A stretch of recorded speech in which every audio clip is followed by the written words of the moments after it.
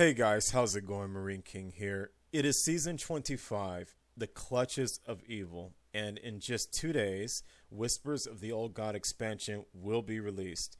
As of this time period, all the cards have been spoiled for several days now, and I've had a chance to really give all the cards a really good look.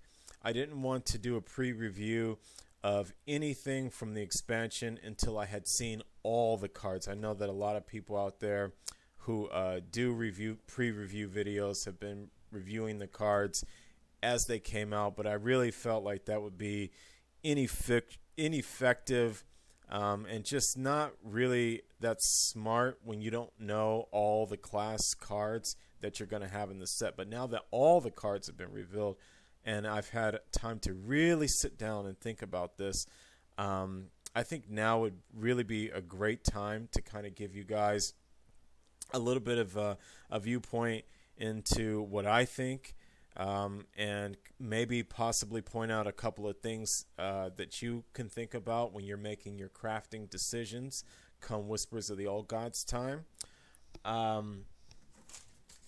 Let me first preface by saying that if you want to skip all this gibberish, because it's going to be kind of a lengthy video, you can just scroll right down to the spoiler of this video, and you'll see the cards listed with my ratings of them. But if you would like to hear my logic behind it, and you want to get all the details, you can go ahead and just sit back, relax, and enjoy this video. I'm going to try to make this as quick as possible.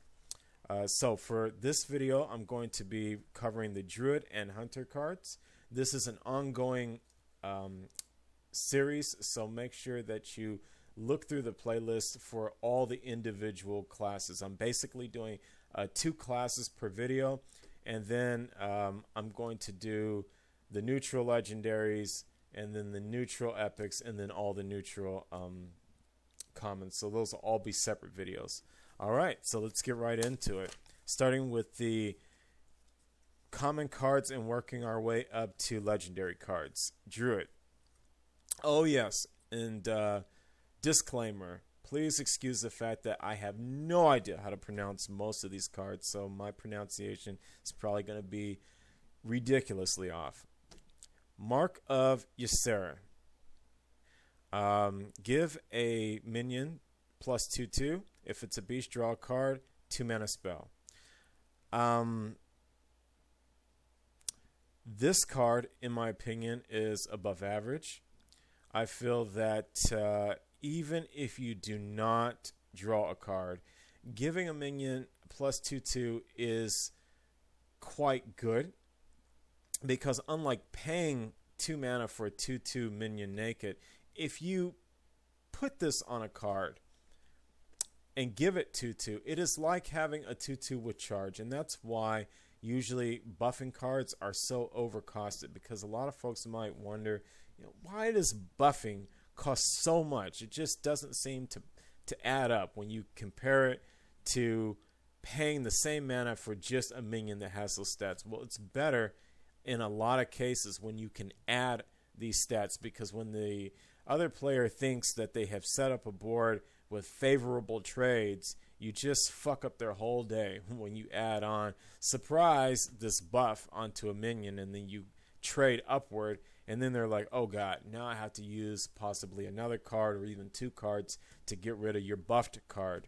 So especially with Silence on the Owl rotating out, and a lot of other removal things rotating out, it's not that it's rotating out, but with Silence being nerfed, Big Game Hunter being nerfed, I think that buffing spells have instantaneously become better as soon as Whispers of the Old Gods releases. So you can feel more safe putting this on a minion. You don't have to feel like, oh, I just know it's going to get Big Game Hunter. I just know it's going to be Silence. Now, if it's a beast draw card, here's the thing about that, guys.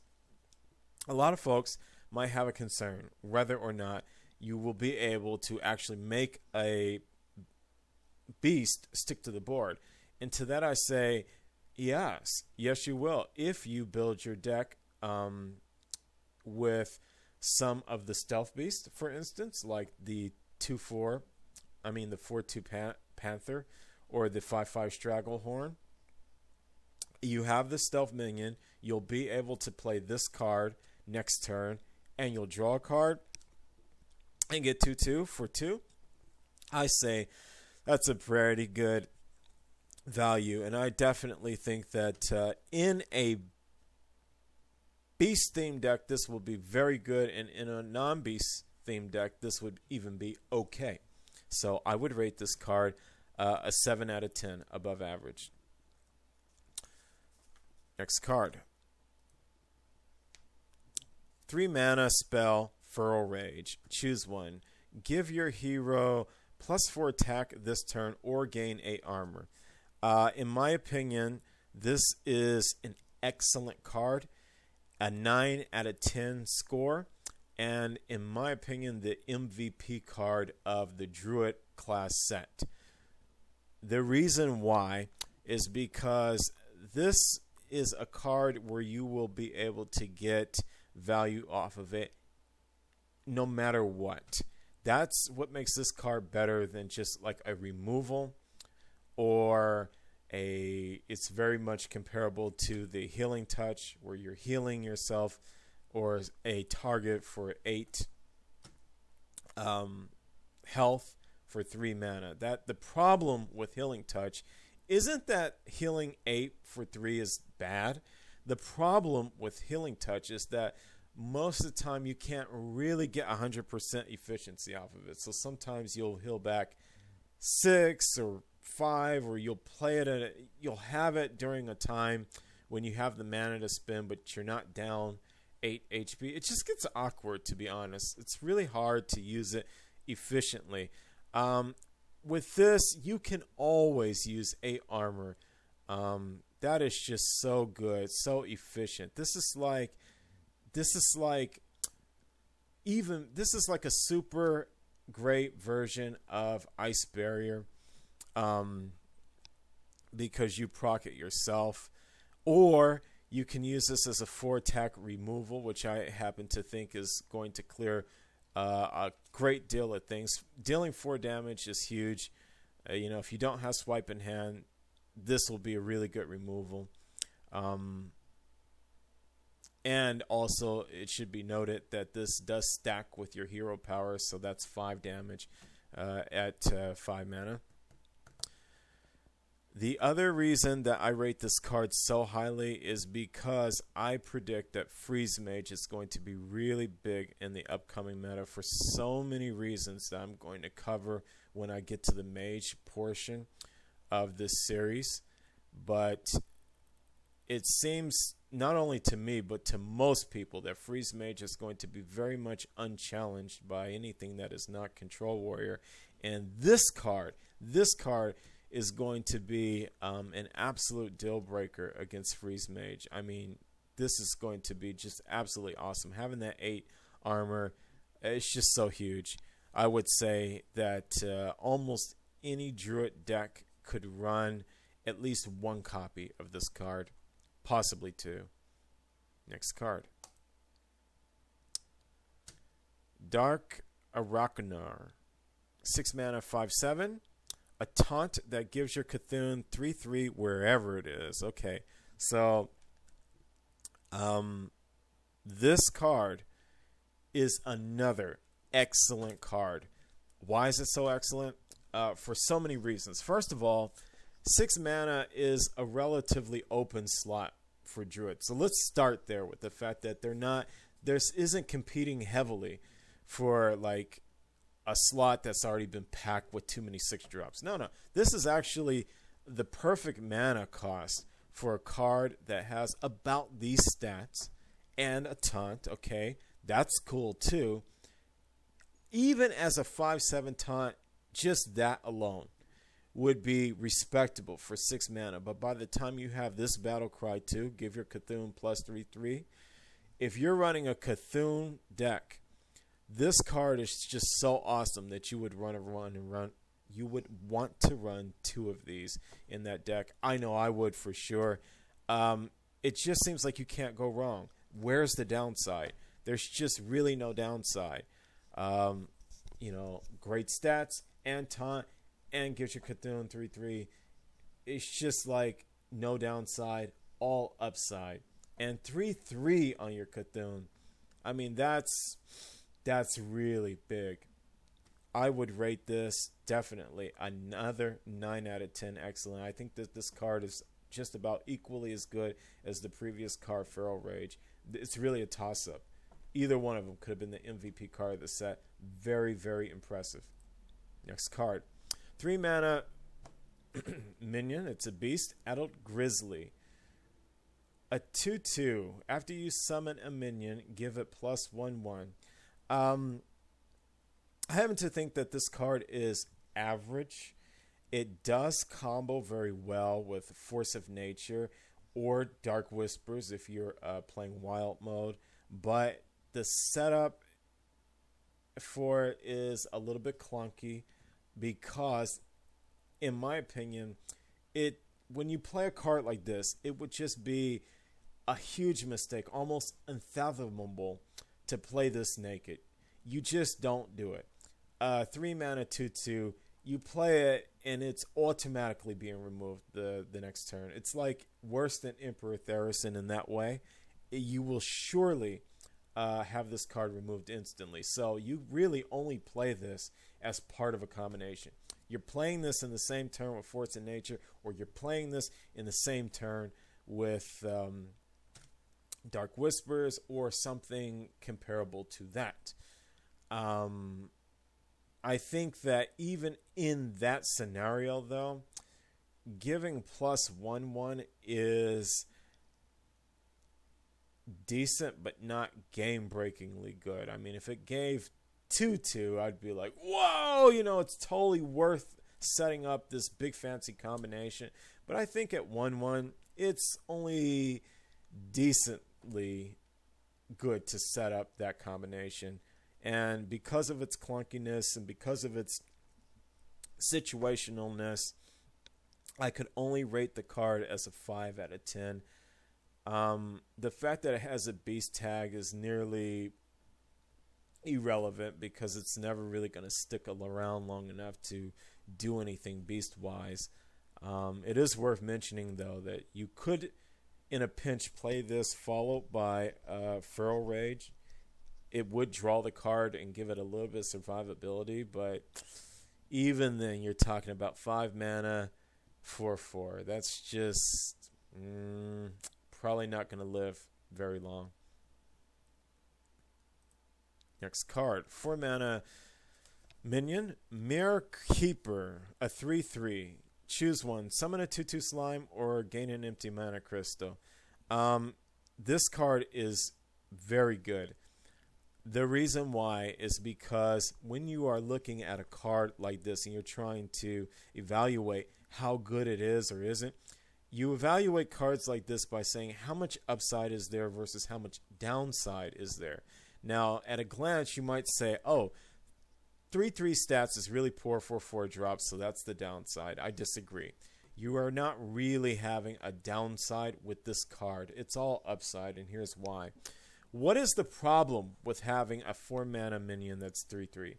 The problem with having 4 mana minion that's 3/3 is that you lose tempo. That's the whole issue about it, is that maybe it trades downward with a 2 or 3 mana creature, and you go, oh man, I lost tempo. That's why it was a mistake to play this card. Well, here's the thing. You gain a mana crystal, you have definitely made that tempo back on the next turn. So any tempo you lose now, you get it right back. This is like the reverse of a locked crystal, of an overload. You will certainly benefit from running this card in just about any scenario that I can see. Even if you are at 10 mana and can no longer use an empty mana crystal, you can still do the 2/2 slime, and that would provide, even at a 2/2 body, it actually provides enough that it could stop combo wombo, it could stop shut down someone's really big aggressive play. I mean, you never know. Every time you can put even one token on the board that has taunt, the enemy has to deal with that. Even if they have, the ancient one, it's a 30-30. It's not going to be able to hit you if you even have one taunt. So I'm a huge fan of having taunt generation. And I just happen to think that this card is extremely versatile and just not very much downside. Now, I just want to take one quick moment to point out that that's the difference between a card like Mire Keeper and a card like, well, we'll say Tomb Spider, for instance. Now, some people run Tomb Spider in a Hunter's deck, another 4-mana 3/3, and you discover a card. And you say, what's the difference between a card like this Keeper and a card like Tomb Spider? With Tomb Spider, you do draw the card, but you actually are really losing tempo with that, because you're not going to have a superior play next turn. Just because you drew a card, even if you drew a really good card off of it, discovered a good card off of it, doesn't mean that you'll be able to regain the tempo the next turn, because Tomb Spider, it doesn't do anything to give you that tempo back.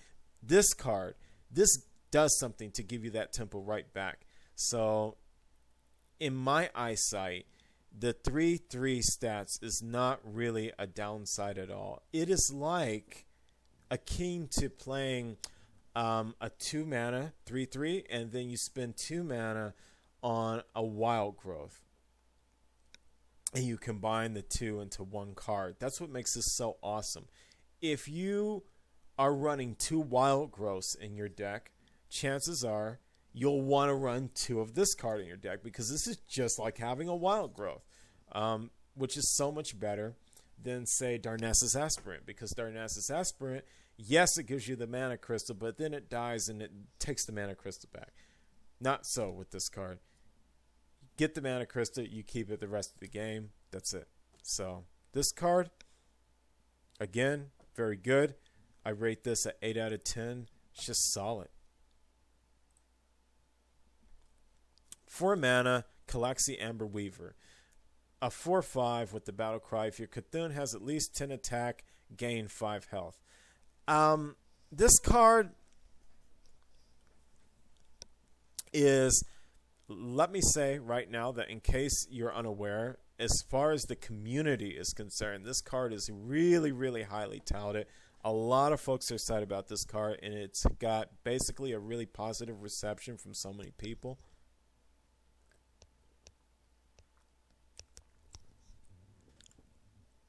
But I don't really think it's the bee's knees. I just don't think it's a super great card, because I do think that it's more situational than a lot of folks are giving credit for. I mean, to say for sure your Cthulhu's going to have at least 10 attack, that's not really all that good of a situation here, because first of all, that's kind of tricky in itself, period.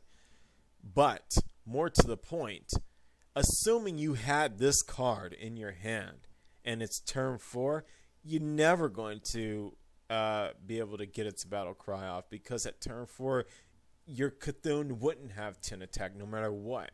So this card, to play the curve, will never be better than a 4/5. And that's not terrible, by the way. That's why I say this card isn't bad, because 4/5 for 4 mana is what we call the industry standard. That's the de facto. That's the Yeti. That's fine. So it doesn't have a huge downside, but in my opinion, it doesn't have a huge upside either, because getting that extra 5 health, it would be awesome at turn 4. See, that's the thing. That's what makes a minion like Twilight Drake so devastating, is that a lot of times you can play it earlier in the game with all that HP, and it just becomes such a great tempo. If you knew for a fact that you really couldn't play Twilight Drake until very much later in the game, it would really diminish how good that card would be, because no matter how much HP you have, it's 4 damage. So when you look at this card and you say to yourself, well, I really kind of know that if I'm going to go for its battle cry, I'm not playing this card anywhere within really the first 7, maybe even 8, 9, 10 turns. This is coming in so late. How worth it is it to have that 4/10 at that late point in the game? Does it really? Is it that much worth it? I say it's not that much worth it, but it's okay because it doesn't have too much downside. So I would rate this card as being average, and I would give it a 6 out of 10. 6 out of 10. The 1 mana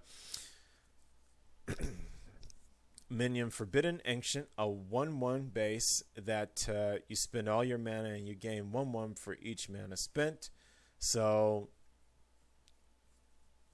at 1 mana, you get a 2/2. Okay.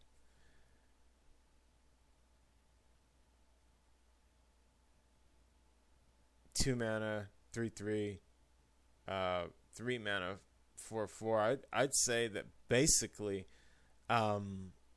this card is pretty solid. No, it doesn't have any particular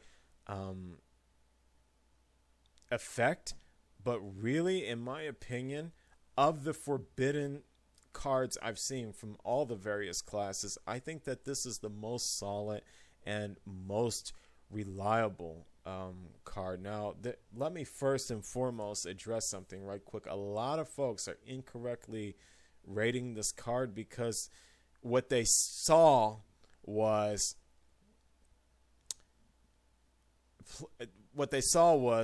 1/1 for each mana you spent.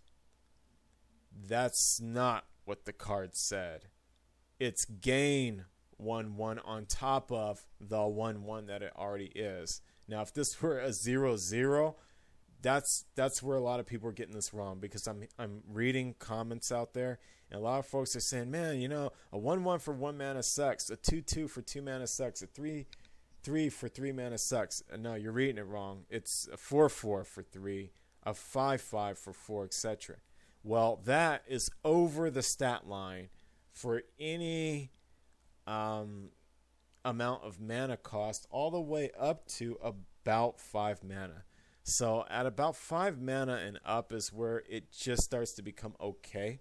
But at 1 mana, 2, 3, and 4, you are over the stat line. You're just guaranteed to have pretty much the fattest stats on the board at any possible slot that you play it. So this fits the curve. It's very solid stat-wise, and I happen to think that it will fit into most Druid decks pretty nicely. I would say that it's not the most super exciting card ever, but I think that there's something to be said for simplistic cards, and also in a top deck war, this is going to be good. In a early game war, this is going to be good. So aggro defense, it's going to be good. Control versus control, still going to be good. It's not really any downside to playing this card. Therefore, I rate this card as being very good. And I would rate this as a 8 out of 10. I think that it's just solidly good. I really think so. Next up, 7 mana Wisp of the Old Gods. Choose one. Summon 1/1 Wisp. Summon 7 1/1 Wisp, or give your minions +2/2.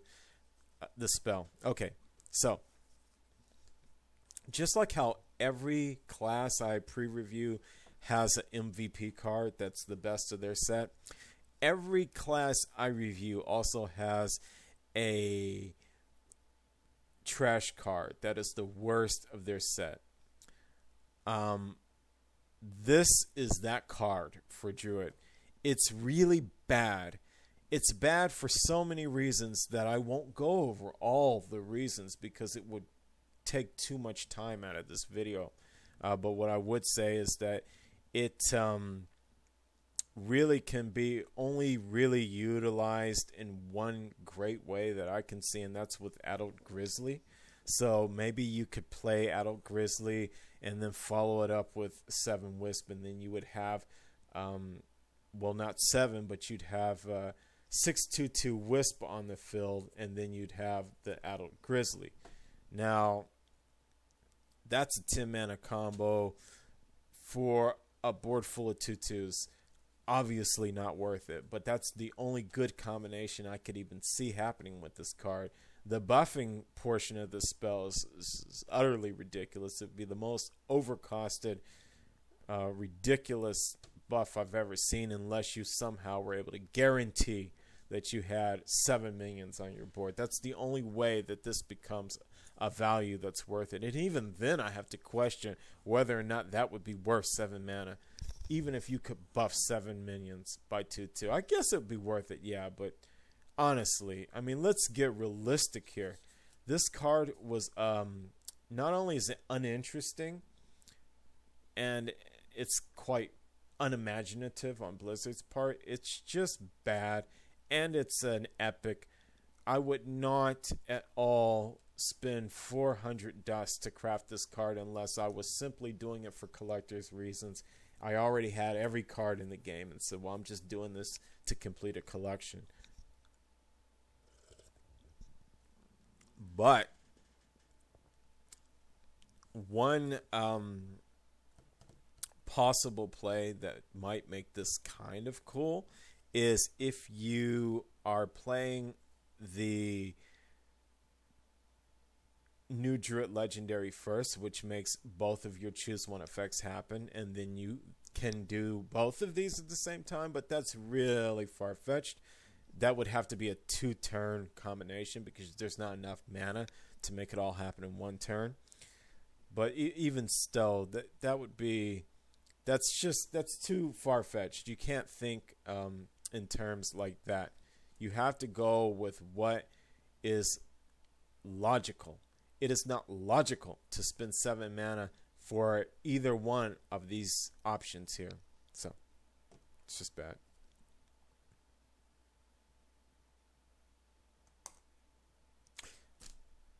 And drum roll. 4 mana, 3/5, Druid Legendary Minion. Fandral Staghelm.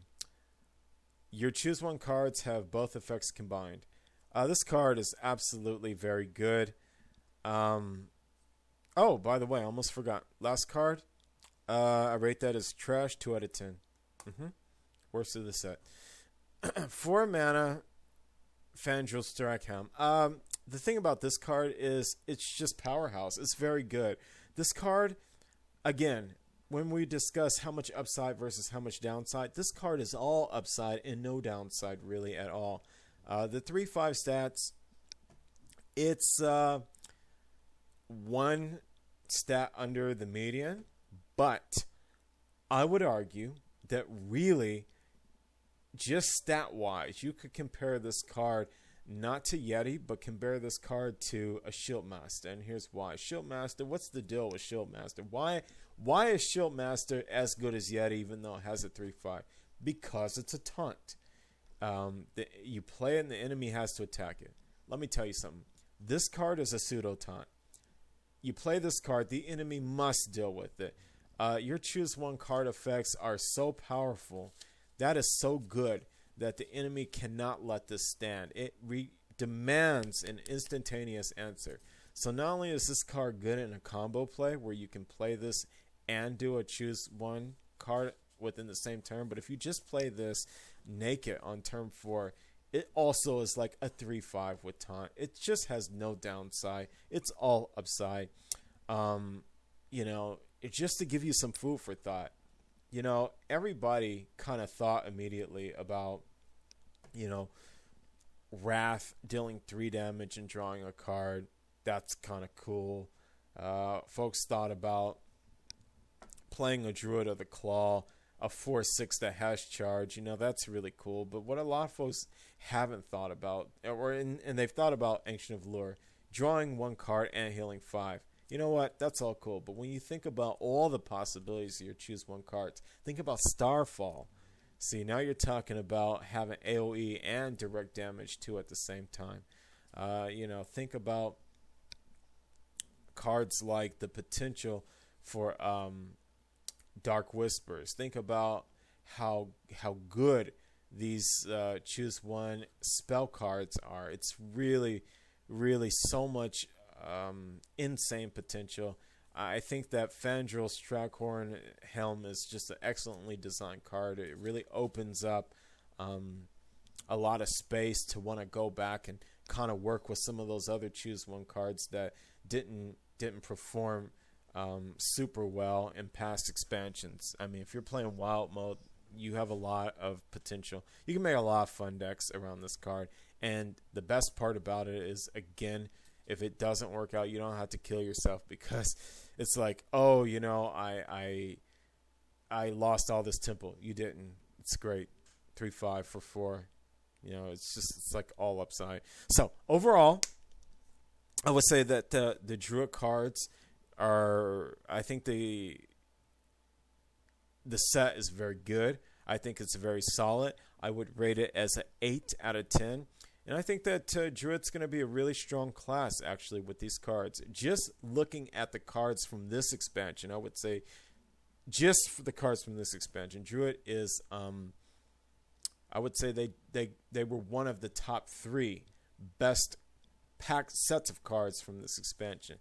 Now, obviously, 3 of their MVP cards, classic cards, have been nerfed down. The Keeper of the Grove, nerfed down. From a 2/4 to a 2/2. The Ancient of Lure, nerfed down from drawing 2 cards now to drawing 1 card. And the Combo Wombo is practically killed because the Force of Nature no longer has charge. But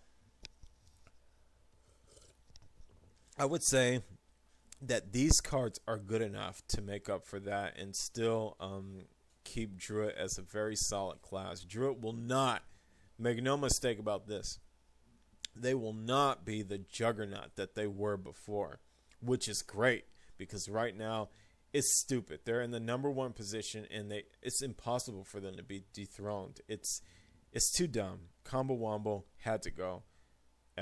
Ancient Allure, it was just too good. And honestly, with this new expansion upcoming, it was proper for them to nerf down Druid. I mean, the Keeper of the Grove too. So I wouldn't worry too much. For those of you who love Druid, I say this: they won pretty good in this expansion. Try the new cards, and I think you're gonna like what you see. Moving now into the Hunter card class. Let us start with the 1 mana spell on the hunt. Deal 1 damage, summon a 1/1 Mastiff. This spell has been very much compared to the Elven Archer. It's the 1-drop, classic 1-drop. You play it, battle cry, boom, you shoot 1 thing for 1 damage. And that's really all this is, by the way. But the difference here is that 1/1 with this card is going to give you a beast. But the thing is that 1/1 is going to die almost instantly. So the fact that it has a beast tag is almost irrelevant, but still a little bit relevant. So it does make it a little bit better than Elven Archer, but not by much. Some folks have talked about the fact that this is a spell, so you could have plus spell damage. But to that I say, no, that's not going to happen. Because really, I mean, Hunter just does not... There's no cards in the game that are spell damage that would work its way into any Hunter deck I could think of. The only way you'll ever have spell damage on the board is if you're playing wild mode and it came out of a shredder. I mean, otherwise you're just dealing 1 damage, and therefore I think that it's going to be very difficult to get a whole lot of value off this card. So even though it is technically pound for pound, mana for mana, it is efficient way to use 1 mana. I just don't think it has enough impact into the game to warrant having a card spot, especially with Hunter being a class that is very limited on card draw. And it is for that reason that I would actually rate this as a poor card, and I would give it a 3 out of 10. I wouldn't run this in any Hunter deck. I just don't think it makes enough impact. 1 mana minion, 2/1 fiery bat. Death Rattle, deal 1 damage to a random enemy, and of course it is a beast. This card is average / decent, completely contingent upon another card from this set, which is Forlorn Stalker. Now, the deal about this card is if you play it naked as just a 1 mana 2/1, it's bad. It's bad because it just becomes like, okay, why does the Rogue Snake card not see play? Well, it has, devastating card text, destroys any minion it touches, but doesn't see play because when you have a minion that's 1 HP, it's going to die to anything and everything. Therefore, you have to ask yourself, is it worth it to actually play this on the curve? And in my opinion, it's not worth it to play it on the curve. In my opinion, this card was put into this expansion set specifically because if you play it with Forlorn, then it becomes a 1 mana 3/2 beast that also has this death rattle. And that would make this card really decent. It would become a flame imp that was even better. Problem with that, again, is that it's completely contingent upon Forlorn Stalker. Now, about the death rattle, I think it's been a little bit proven by Giant Toad that people really don't like deal 1 damage to a random enemy on death rattle. This would be great as a battle cry, but as a death rattle, I would say it's even just almost irrelevant. It's almost irrelevant. Yeah, it's there, but it's such an unpredictable and small effect. It's just not really worth putting any stock into at all. When I look at this card, I'm just looking at the stats because that death rattle, there's so many ways to play around it that it just does not make the card really worth running. But if you are running a deck that has death rattles, you will probably run 2 Forlorn Stalkers, and I'll get into the reason for that in a minute. I rate this card, again, average 6 out of 10. 3 mana 2/5 Carrion Grub beast. A simple minion, but a very effective minion for what it does. So what's it do? Well, it's an anti-aggro card. That's what this is about. That's why they printed this. Because Blizzard is trying to help to make Control Hunter a thing. And how do you make Control Hunter a thing? You have to give them a minion like this. It has enough HP that it's going to trade with 2, possibly 3 things if the enemy's running lightweight aggro minions. But more specifically, it's a 3 mana, which curves perfectly into a Hellmaster next turn, giving this taunt and making it the equivalent. This is Hunter's equivalent of what a Death Lord is to a priest. You get this bad boy buffed up. It's a nightmare for aggro decks, especially with Owl taking the hit, less chances of silence. This is the thing that you want to buff right here. The Grub will be pretty decent to that end, but because of the fact that it is a 2/5 and 2 is very low for 3 mana, this card would not be particularly great against most mid-range / control decks. So therefore, I really couldn't rate it too highly. I would just say that it's solid, and I would give it an average rating, and I would say that it's another 6 out of 10. It's contingent completely, I think, upon Houndmaster and whether or not you have one in your hand. If you don't have one in your hand, this guy may not be all that great. The 3-mana spell Infest. Give your minions Death Rattle, and that Death Rattle effect is going to be add a random beast to your hand. There's a lot of debate upon whether this card is super broken good or just super trash. And folks' opinion on this card, it seems to be all over the place. This is a hard card to rate for most people, but it's not hard for me to rate on how I view it. The way I view this card is that it's quite bulky, and I think that it's not going to be particularly easy to pull this off, and just not all that rewarding for 3 mana. The typical, the standard, the industry standard for 3 mana is drawing 2 cards. That's the standard. So usually I think the best case scenario here is that you give probably 2 minions, nail 2 minions with this card. It's not realistic to count on nailing 3, 4, or 5 minions. It's more realistic that you'll get maybe 1 or 2 minions with this Infest, because it's going to be hard to play something else and then have 3 leftover mana to combo it. It's iffy, especially with Haunted Creeper rotating out of standard mode, which usually used to be the thing that you could make stick to a Hunter board, and you could play that on 2. Could guarantee you were going to give 2 targets at least Infest. It's not going to happen that easily now. And you might say, well, it's better than drawing cards because it generates cards, and in a fatigue war, you would want this. Yeah, in a fatigue war you would, but we must be realistic. Realistically, how often does a hunter go to fatigue war? Realistically, if a hunter did go to fatigue war, what are their chances of winning a fatigue war? The answer to both those is kind of like no.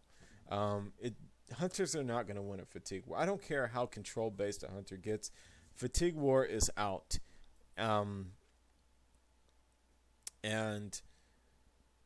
also, you rarely go into a fatigue war with hunter. I still don't think that's going to happen that often. So the benefit of saying, well, this generates cards versus drawing them, trust me, you'd rather draw the cards with hunter. You want to draw the cards that you specifically put in your deck. Getting random beast in your hand, you're going to be getting a lot of cards that you just go, oh, I don't want to spend the mana to even play this. So much RNG involved, so situational to set up, and so bulky to set up. I'd rate this card as a poor 3 out of 10. Forlorn Stalker. The Forlorn Stalker is a very good card. A 3 mana 4/2. Battlecry, give your Death Rattle minions in your hand +1/1. Well, that is just so solid, because if you are running the type of deck where you're running Forlorn Stalker, I can tell you almost certainly you'll have at least 1 or 2 minions in your hand. Probably 2, at least. Now, you might have 3 or 4 or 5 even, but probably around 2. If you had 1 minion in your hand and you played this, that would be a solid value. All right? You wouldn't lose value. You would only lose if you had no minions in your hand with Death Rattle. But if you even have 1, this card would be worth it. If you have 2, this card is more than worth it. If you have 3, it's insane. 4, and so on. It just gets more and more insane. So I think this card is certainly worth running. I like everything about it. I like the fact it's 3 mana. I like the fact it has 4 damage. Gonna trade up with anything that hits it. Yeah. I mean, the only real downside to this is the fact that it can be killed by a lot of very cheap spells, like 1 mana spells. But other than that, I say it's really just good. Great card. This is an example of kind of losing a little bit of tempo now and gaining it back next turn. Remember we talked about that before? When you play a 4 mana card or 5 mana card or 6 mana card and it comes out 1/1 stronger than it would have been, that's your tempo coming right back to you. So this card does it lose tempo by having 2 HP? Yeah, but you'll get it right back. It's just great.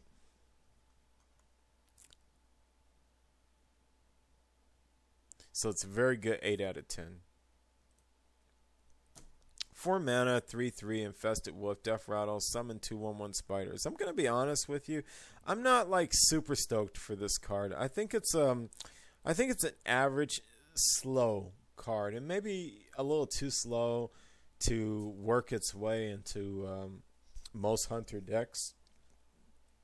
We don't really want to be having 5 you don't really want to be having 5/5 worth of stats split across 3 bodies in this kind of slow manner where it's just 3/3 and then it's 2/1/1s. I think you're setting yourself up to kind of get caught in a bad situation, maybe by adding this card into your deck.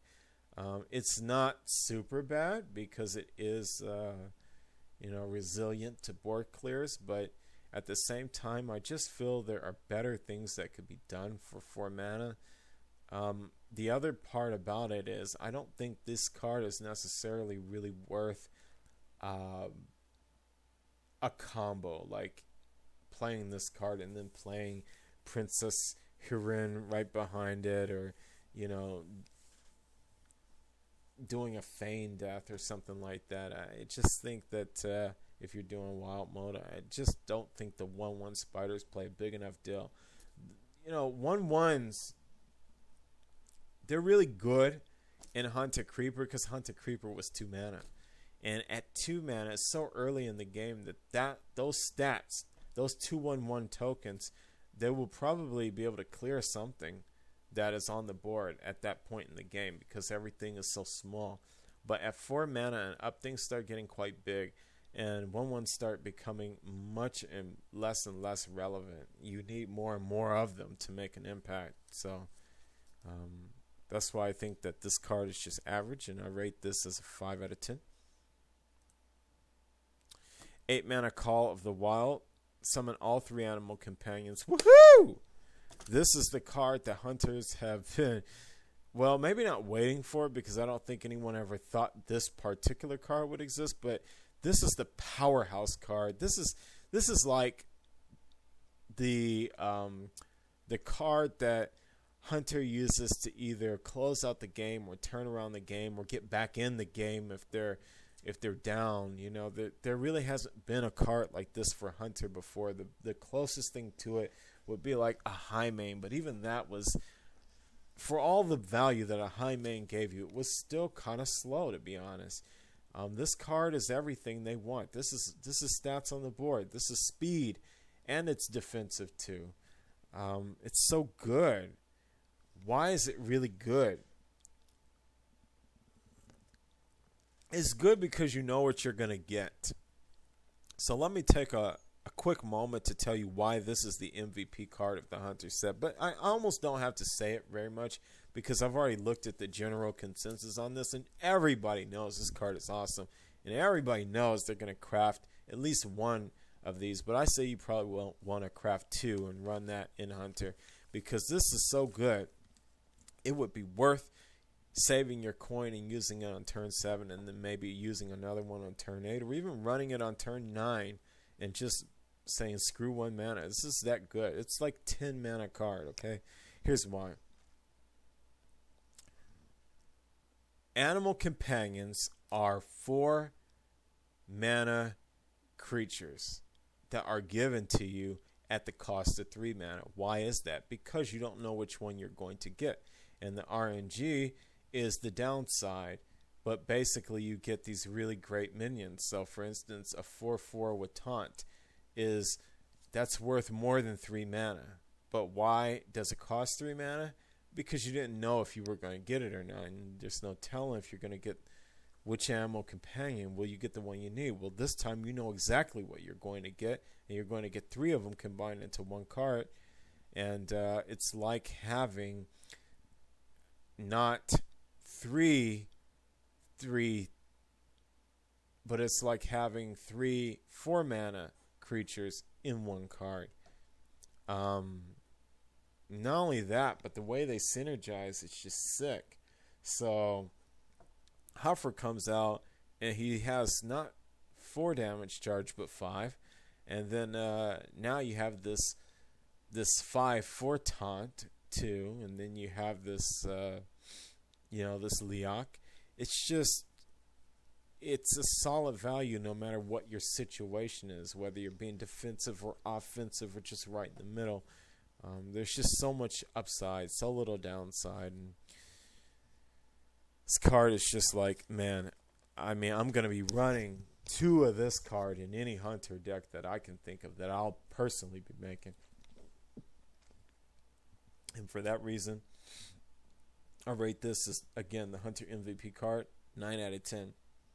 I'm just going to take one quick second to answer an FAQ right now, which is, I take these excellent cards and I say, that's a 9 out of 10. And folks say, well, what makes a 10 out of 10? How do you get a 10 out of 10 out of me? There's only one way I rate any card 10 out of 10. It has to be broken. It has to be more than just good or even great.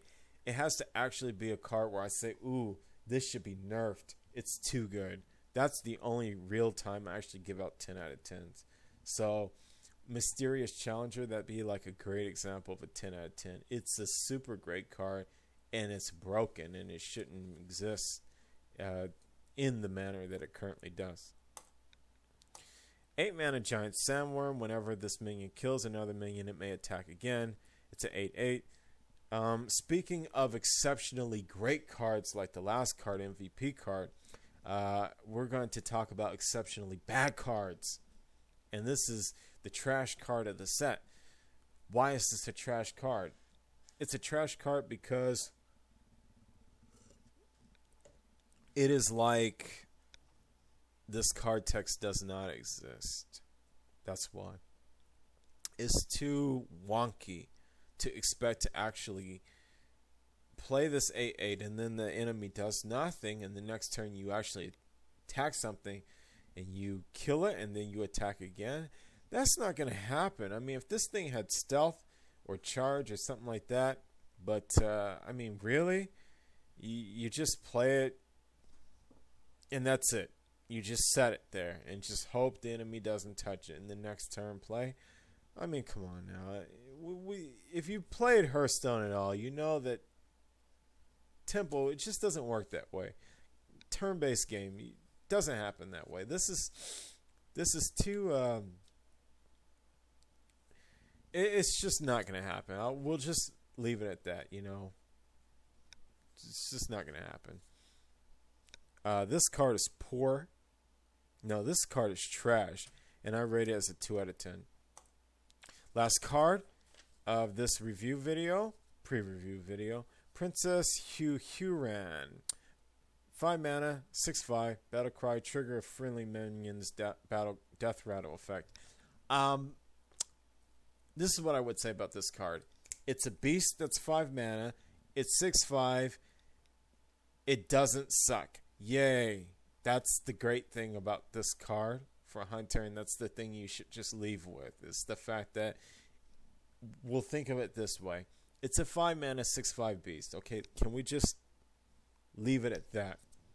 If you play it as a 5 mana, 6/5 beast, it wasn't bad, and that's why this card will be okay in Hunter decks for that reason. Now, the battle cry, it's just gravy. But nobody should craft this card with the ideal that it's going to hit its battle cry every time, because it won't.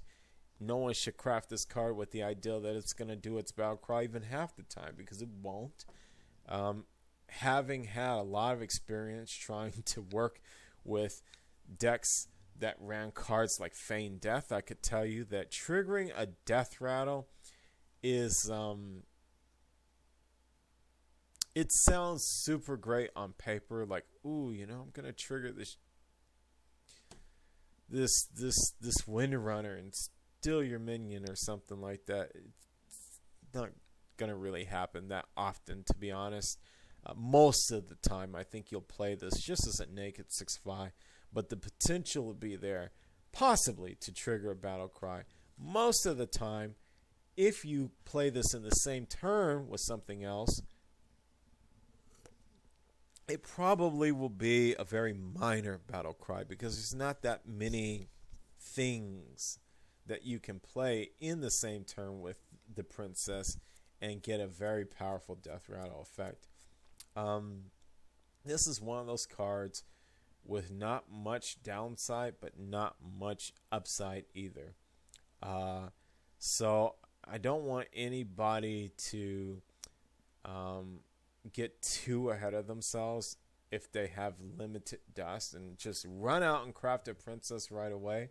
I say just hold back a moment and try to understand something, which is that if triggering Death Rattles was something that was at all easy or reliable or consistent, Shaman Revival decks would have been the strongest decks already by a long shot long ago. I mean, that's how it would be. Like, Shaman, they would rule the meta right now using Revival decks and just triggering Death Rattles all over the place.